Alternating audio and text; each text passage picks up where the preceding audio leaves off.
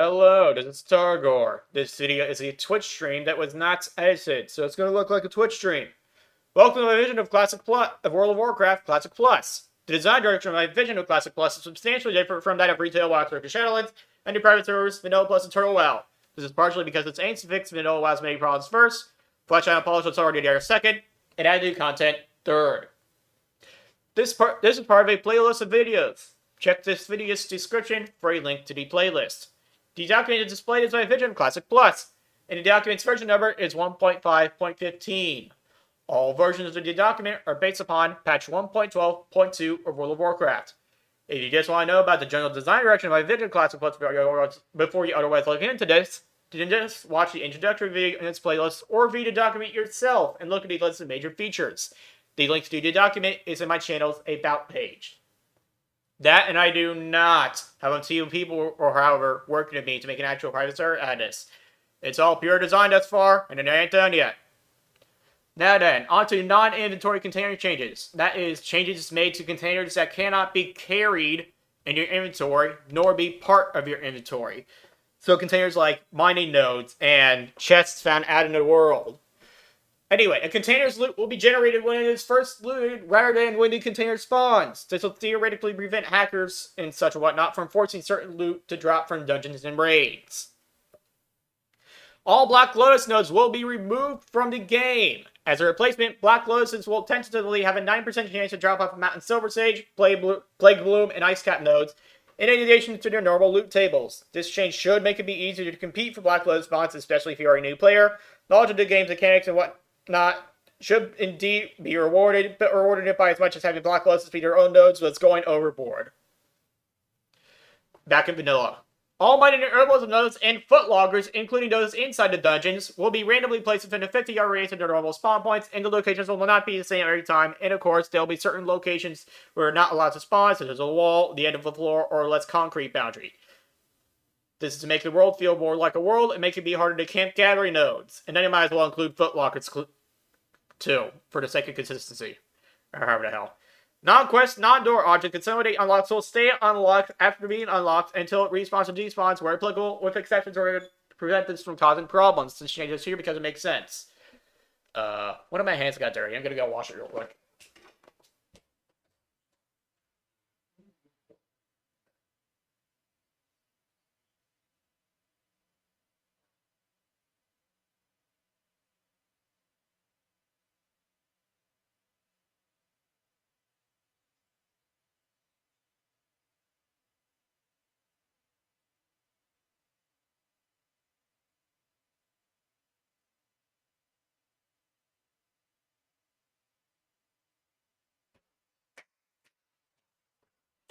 Okay, I'm back.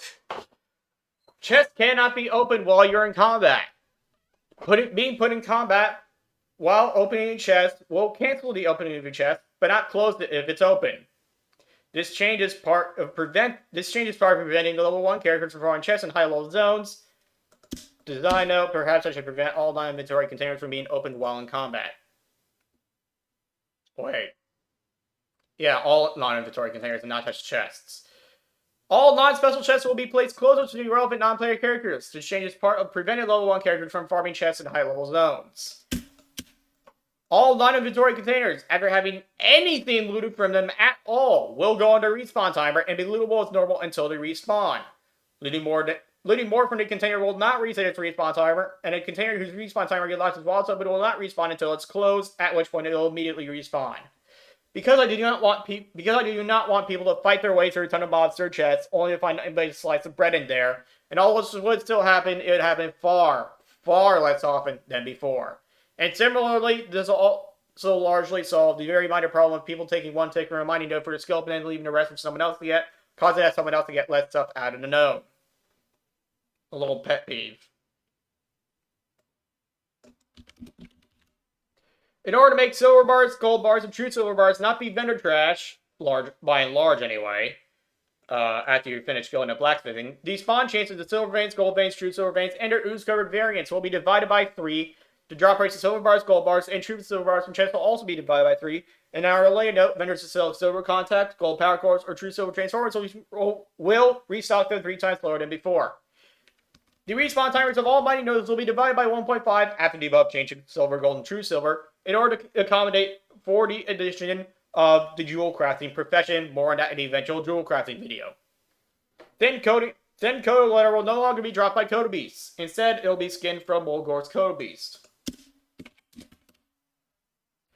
Each existing spawn point is in Fellwood plants that only exist in Fellwood, such as Songflowers and Wind Blossom Berries, will vary by +/- 50 yards where applicable, and their spawn timers will vary by +/- 5%. Chests that are not obtained from fishing will be modified as such. Lockpick values are subject to change. Chests where applicable will have a 20% chance, or 100% in some cases, chance to spawn as a locked version of that chest, which has loot that's 3 levels higher on average than loot from the non-locked version. Chests will contain equipable grade items, food, water, healing/mana potions, bags, gems, herbs, hide, silver, gold, or true silver bars, or green, blue items, which are rare, or epic items, which are very rare, items or recipes, or white equipable stuff if your chest is a very low level, and all of it will be within chest level range. All standard level 5 through 10 zone chests will be called cedar chests. Did I pronounce that right? Which will contain level 1 through 10 stuff. All standard level 11 to 15 zone chests will be called oaken chests, which will contain level 11 through 15 stuff. All standard level 16 through 20 zone chests will be called stone reinforced chests, which will contain level 16 level 16 and 20 stuff. All standard level 16 and 20 zone locked chests will be called stone bound chests, which will contain level 19 to 23 stuff and require 1 lock picking to pick. All standard level 21 to 25 zone chests will be called copper reinforced chests or targeted faction strong boxes, which will contain levels 21 to 25 stuff. Of course, faction means alliance or horde. All standard level 21 to 25 zone locked chests will be called copper bound chests, which will contain level 24 to 28 stuff and require 20 lock picking to pick. All standard level 26 to 30 zone chests will be called bronze reinforced chests or faction strong boxes, which will contain level 26 and 30 stuff. Let me go do something real quick. Lock picking. Some changes related to lock picking can be found in section number 4.0.4, non-inventory container changes. Yep, oh wait, that's 5, not 4. I do have the correct stream title, right? Okay, yeah, I do. Okay, good. Yes, all level 26 to 30 zone locked chests will be called bronze. All standard level 26 to 30 zone chests will be called bronze reinforced chests or alliance or horde strong boxes, which will contain level 26 to 30 stuff. All standard level 26 to 30 zone locked chests will be called bronze bound chests, which will contain iron level 29 to 33 stuff and require 45 lock picking to pick. All standard level 31 to 35 zone chests will be called iron reinforced chests or 30 alliance or horde lock boxes, which will contain level 31 to 35 stuff. Level 31 to 35 iron level stuff. All standard level 31 to 35 zone locked chests will be called iron bound chests, which will contain iron level 34 to 38 stuff and require 75 lock picking to pick. All standard level 36 to 40 zone chests will be called steel reinforced chests, which will contain iron level 36 to 40 stuff. All standard level 36 to 40 zone locked chests will be called steel bound chests, which will contain iron level 39 to 43 stuff and require 1 to 10 lock picking to pick. All standard level 41 to 45 zone chests will be called mithril reinforced chests, which will contain iron level 41 to 45 stuff. All standard level 41 to 45 zone lock chests will be called mithril bound chests, which will contain iron level 44 to 48 stuff and require 150 lock picking to pick. All standard level 46 to 50 zone chests will be called thorium reinforced chests, which will contain item level 46 to 50 stuff. 46 to 50 stuff. All standard level 46 to 50 zone lock chests will be called thorium bound chests, which will contain item level 49 to 53 stuff and require 195 lock picking to pick. All standard level 51 to 55 zone chests will be called enchanted thorium reinforced chests, which will contain item level 51 to 55 stuff. All standard level 51 to 55 zone lock chests will be called enchanted thorium bound chests, which will contain item level 54 to 58 stuff and requires 245 lock picking to pick. All standard level 56 to 60 zone chests will be called arcanite reinforced chests, which will contain unleveled 56 and 60 stuff. By the way, when I say zone, I actually mean subzone in all of these cases.